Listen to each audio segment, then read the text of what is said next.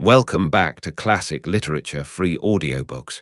If you missed previous chapters, you can find the full playlist in the description. Now, let the story continue with Frankenstein, or the Modern Prometheus. Chapter 21. I was soon introduced into the presence of the magistrate, an old, benevolent man with calm and mild manners. He looked upon me, however, with some degree of severity, and then, turning towards my conductors, he asked who appeared as witnesses on this occasion. About half a dozen men came forward, and one being selected by the magistrate, he deposed that he had been out fishing the night before with his son and brother-in-law, Daniel Nugent. When about 10 o'clock, they observed a strong northerly blast rising, and they accordingly put in for port. It was a very dark night, as the moon had not yet risen. They did not land at the harbour, but, as they had been accustomed, at a creek about 2 miles below. He walked on first, carrying a part of the fishing tackle, and his companions followed him at some distance. As he was proceeding along the sands, he struck his foot against something and fell at his length on the ground. His companions came up to assist him, and by the light of their lantern they found that he had fallen on the body of a man, who was to all appearance dead. Their first supposition was that it was the corpse of some person who had been drowned and was thrown on shore by the waves. But on examination, they found that the clothes were not wet, and even that the body was not then cold. They instantly carried it to the cottage of an old woman near the spot and endeavoured, but in vain, to restore it to life. It appeared to be a handsome young man, about 25 years of age. He had apparently been strangled, for there was no sign of any violence except the black mark of fingers on his neck. The first part of this deposition did not in the least interest me, but when the mark of the fingers was mentioned, I remembered the murder of my brother and felt myself extremely agitated. My limbs trembled, and a mist came over my eyes, which obliged me to lean on a chair for support. The magistrate observed me with a keen eye and, of course, drew an unfavourable augury from my manner. The son confirmed his father's account, but when Daniel Nugent was called he swore positively that just before the fall of his companion he saw a boat with a single man in it at a short distance from the shore, and as far as he could judge by the light of a few stars, it was the same boat in which I had just landed. A woman deposed that she lived near the beach and was standing at the door of her cottage, waiting for the return of the fishermen about an hour before she heard of the discovery of the body, when she saw a boat with only one man in it push off from that part of the shore where the corpse was afterwards found. Another woman confirmed the account of the fishermen having brought the body into her house. It was not cold. They put it into a bed and rubbed it, and Daniel went to the town for an apothecary, but life was quite gone.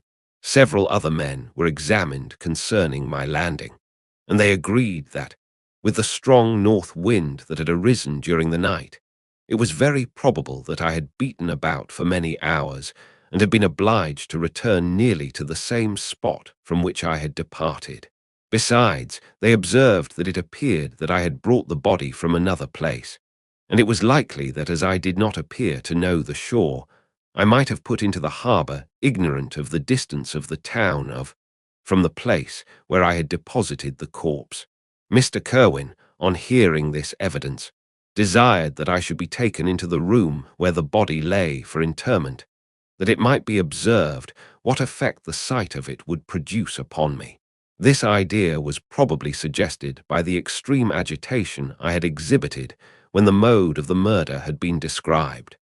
I was accordingly conducted, by the magistrate and several other persons, to the inn.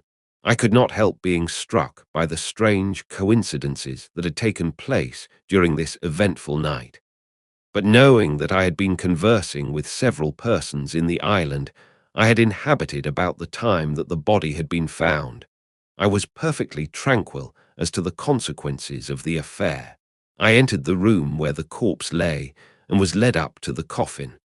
How can I describe my sensations on beholding it? I feel yet parched with horror, nor can I reflect on that terrible moment without shuddering and agony. The examination, the presence of the magistrate and witnesses, passed like a dream from my memory when I saw the lifeless form of Henry Clerval stretched before me.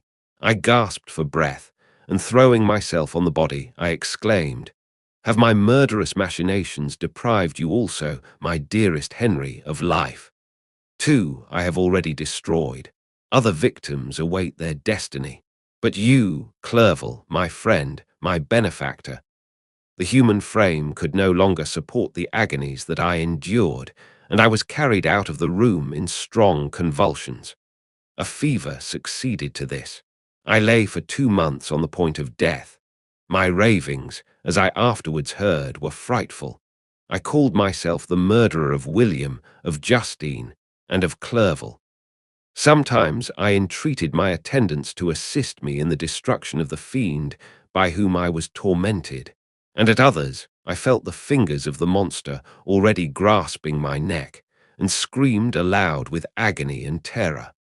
Fortunately, as I spoke my native language, Mr. Kerwin alone understood me, but my gestures and bitter cries were sufficient to affright the other witnesses.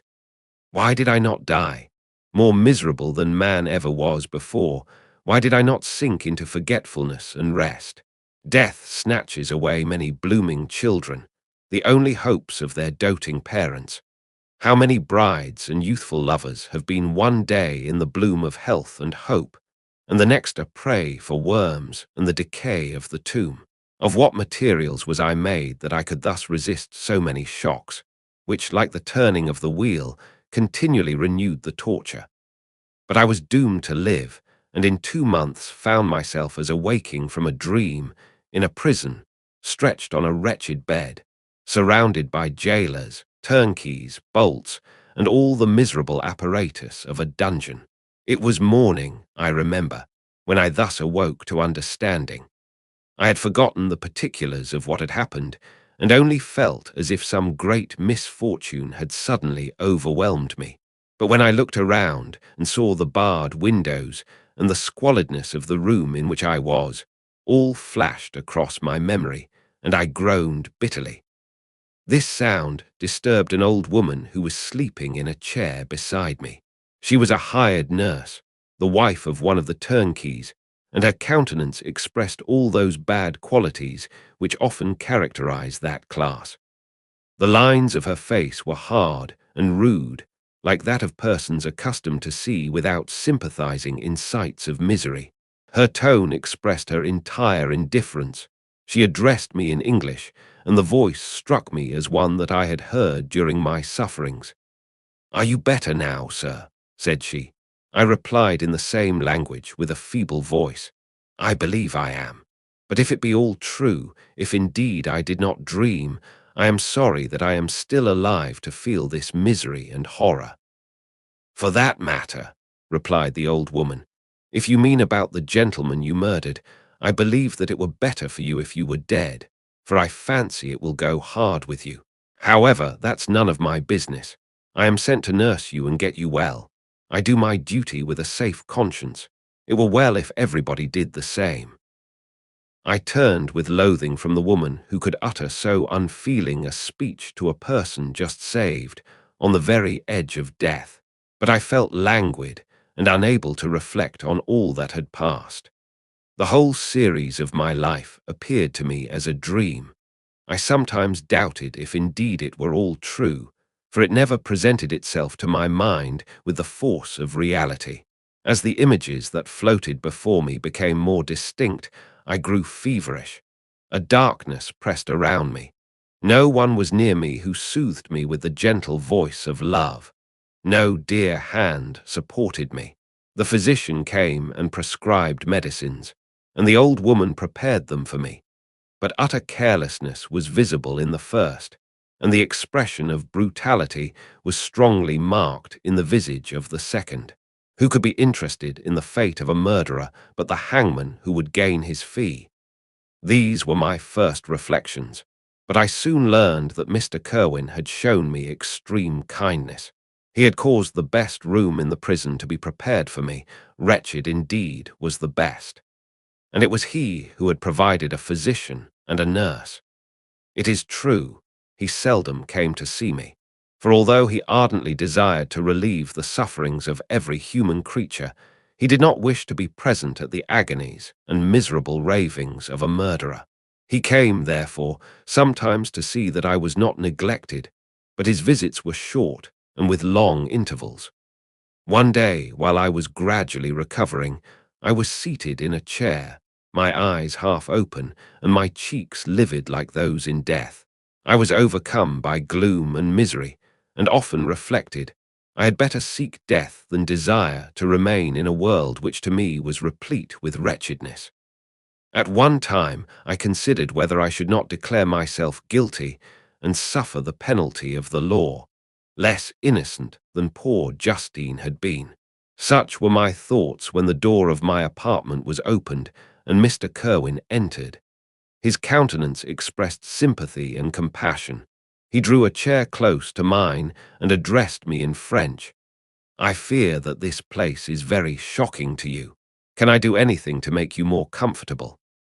"I thank you, but all that you mention is nothing to me.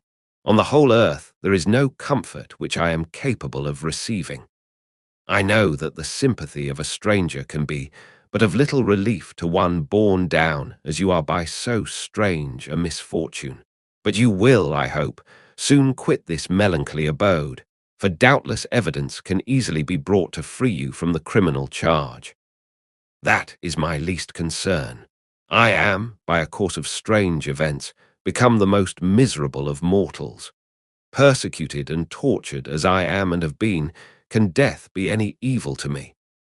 Nothing indeed could be more unfortunate and agonizing than the strange chances that have lately occurred. You were thrown, by some surprising accident, on this shore, renowned for its hospitality, seized immediately, and charged with murder. The first sight that was presented to your eyes was the body of your friend, murdered in so unaccountable a manner and placed, as it were, by some fiend across your path.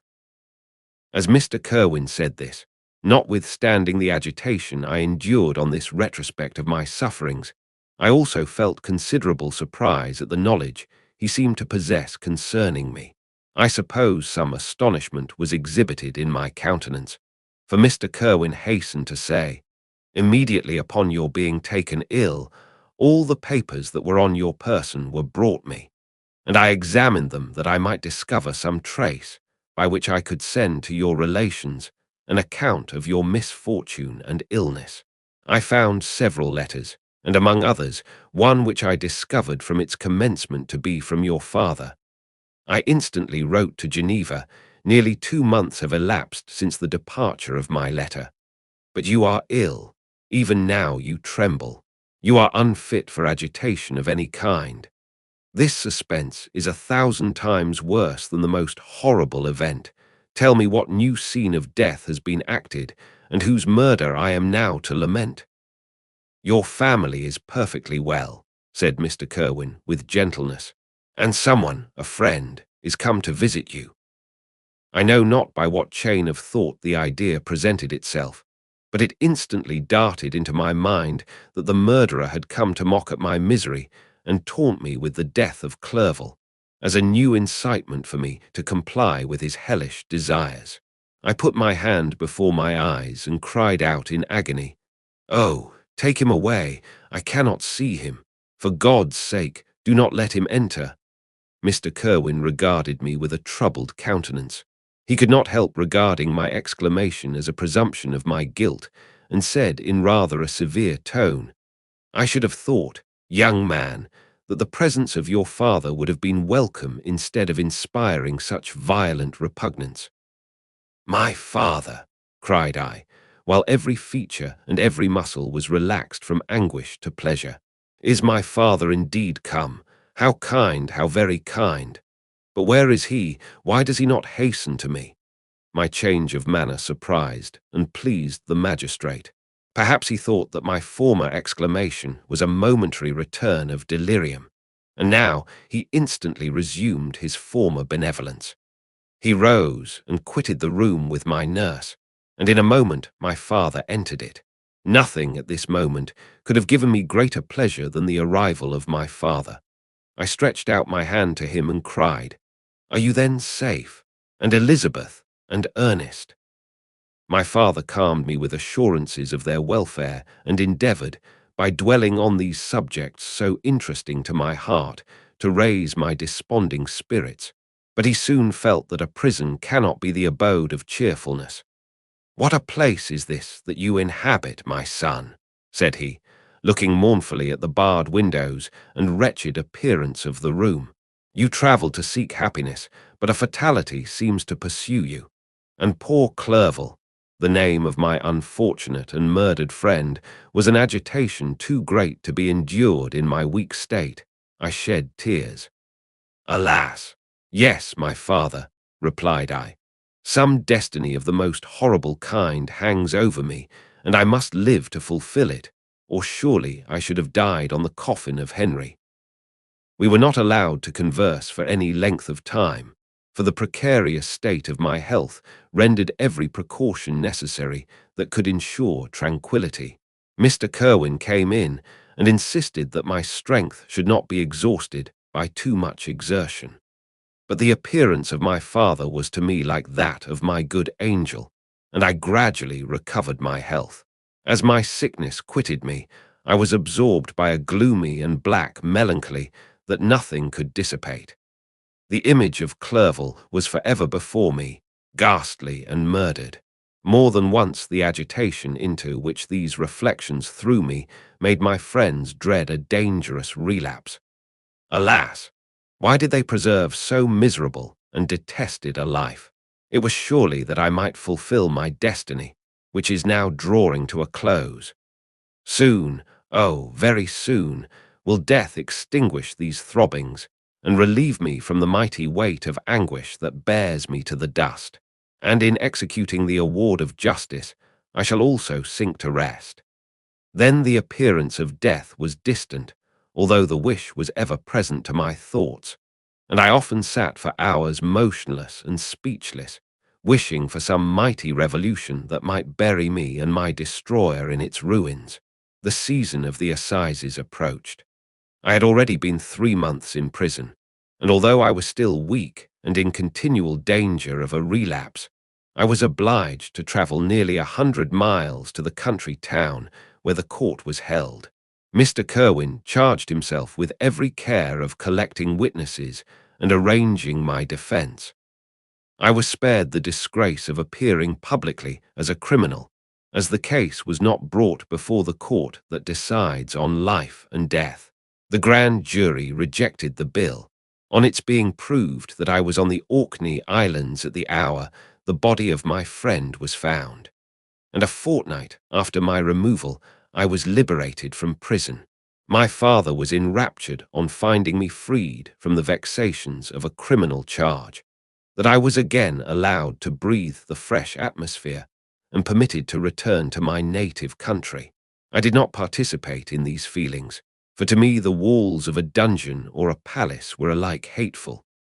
The cup of life was poisoned forever, and although the sun shone upon me as upon the happy and gay of heart, I saw around me nothing but a dense and frightful darkness, penetrated by no light but the glimmer of 2 eyes that glared upon me. Sometimes they were the expressive eyes of Henry, languishing in death, the dark orbs nearly covered by the lids and the long black lashes that fringed them. Sometimes it was the watery, clouded eyes of the monster, as I first saw them in my chamber at Ingolstadt. My father tried to awaken in me the feelings of affection. He talked of Geneva, which I should soon visit, of Elizabeth and Ernest, but these words only drew deep groans from me. Sometimes, indeed, I felt a wish for happiness, and thought with melancholy delight of my beloved cousin, or longed, with a devouring malady du pays, to see once more the blue lake and rapid Rhone that had been so dear to me in early childhood. But my general state of feeling was a torpor in which a prison was as welcome a residence as the divinest scene in nature, and these fits were seldom interrupted but by paroxysms of anguish and despair. At these moments, I often endeavored to put an end to the existence I loathed, and it required unceasing attendance and vigilance to restrain me from committing some dreadful act of violence. Yet one duty remained to me, the recollection of which finally triumphed over my selfish despair.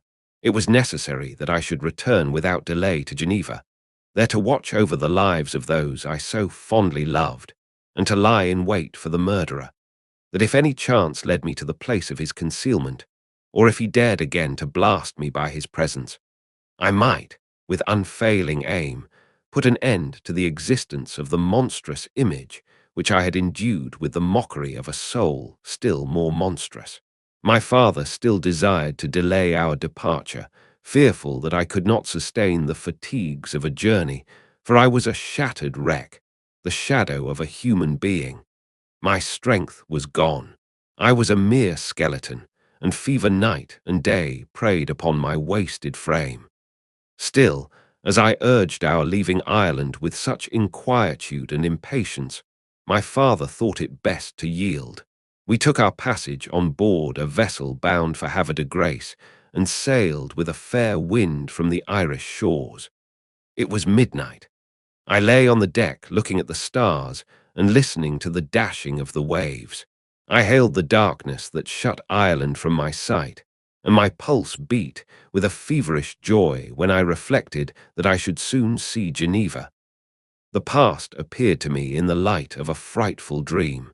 Yet the vessel in which I was, the wind that blew me from the detested shore of Ireland, and the sea which surrounded me, told me too forcibly that I was deceived by no vision, and that Clerval, my friend and dearest companion, had fallen a victim to me, and the monster of my creation.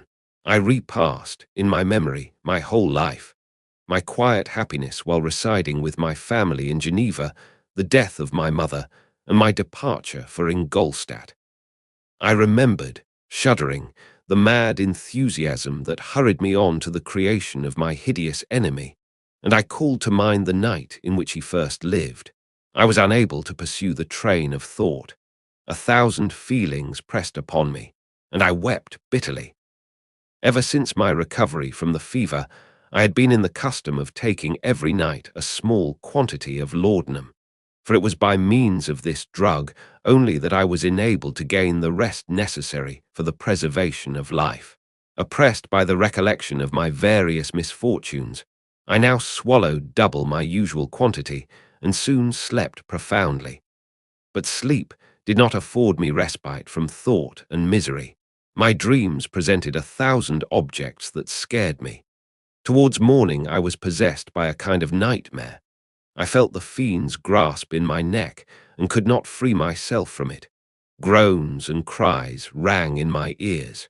My father, who was watching over me, perceiving my restlessness, awoke me. The dashing waves were around, the cloudy sky above. The fiend was not here. A sense of security, a feeling that a truce was established between the present hour and the irresistible, disastrous future, imparted to me a kind of calm forgetfulness, of which the human mind is by its structure peculiarly susceptible. And that wraps up chapter 21. If you enjoyed it, please like the video and share your thoughts in the comments. Want to keep listening? Head over to the next chapter and let it play in the background while you relax or work.